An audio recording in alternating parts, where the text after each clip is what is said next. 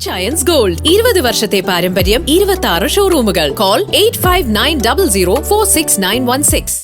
അഖില കേരള വായനോത്സവത്തിന്റെ കോതമംഗലം താലൂക്ക് തല വായനാ മത്സരം നടന്നു. ആന്റണി ജോൺ MLA ഉദ്ഘാടനം നിർവഹിച്ചു. അഖില കേരള വായനോത്സവത്തിന്റെ കോതമംഗലം താലൂക്ക് തല വായനാ മത്സരം നടന്നു.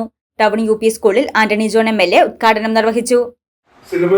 സിലബസിനകത്ത് ഉള്ള കാര്യങ്ങൾ മാത്രമല്ല, അറിവിന്റെ ഏറ്റവും അവസാന വാക്ക് എന്നുള്ളത് നമ്മൾ പ്രത്യേകമായി കാണേണ്ടതുണ്ട്. അതിൽ തീർച്ചയായിട്ടും വായനയ്ക്ക് വലിയ പങ്കുണ്ട്. നമ്മളെല്ലാവരും പറയുന്നത് പോലെ അറിവാണ് ഏറ്റവും വലിയ ആയുധം എന്നുള്ളത്.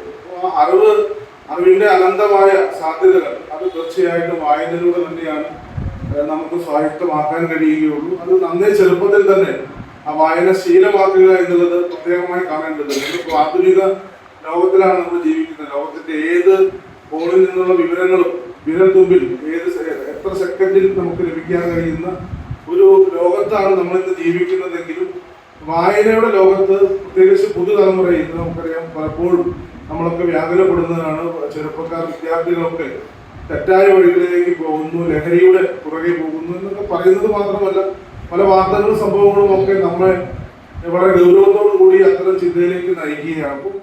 പ്രസിഡന്റ് KO കുര്യാക്കോസ് അധ്യക്ഷത വഹിച്ച യോഗത്തിൽ സെക്രട്ടറി മനോജ് നാരായണൻ, സംസ്ഥാന ലൈബ്രറി കൗൺസിൽ അംഗം CP മുഹമ്മദ്, ജില്ലാ കൗൺസിൽ എക്സിക്യൂട്ടീവ് അംഗം KT മനോജ് തുടങ്ങിയവർ പ്രസംഗിച്ചു. ഹൈസ്കൂൾ തലത്തിലും ലൈബ്രറി തലത്തിലും മത്സരിച്ച് വിജയിച്ച ആദ്യ 3 സ്ഥാനക്കാരാണ് താലൂക്ക് തല മത്സരത്തിൽ പങ്കെടുത്തത്. വിജയികൾക്ക് 3000, 2000, 1500 എന്നിങ്ങനെ യഥാക്രമം 1, 2, 3 സ്ഥാനക്കാർക്ക് ക്യാഷ് പ്രൈസും സർട്ടിഫിക്കറ്റും നൽകും. ആദ്യ 10 സ്ഥാനക്കാർക്ക് ജില്ലാതല മത്സരങ്ങളിൽ പങ്കെടുക്കാൻ സാധിക്കും. News desk Muvattupuzha news.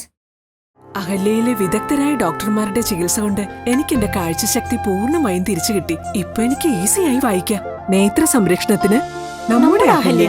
Ahalya foundation eye hospital, കേരളത്തിൽ എല്ലായിടത്തും.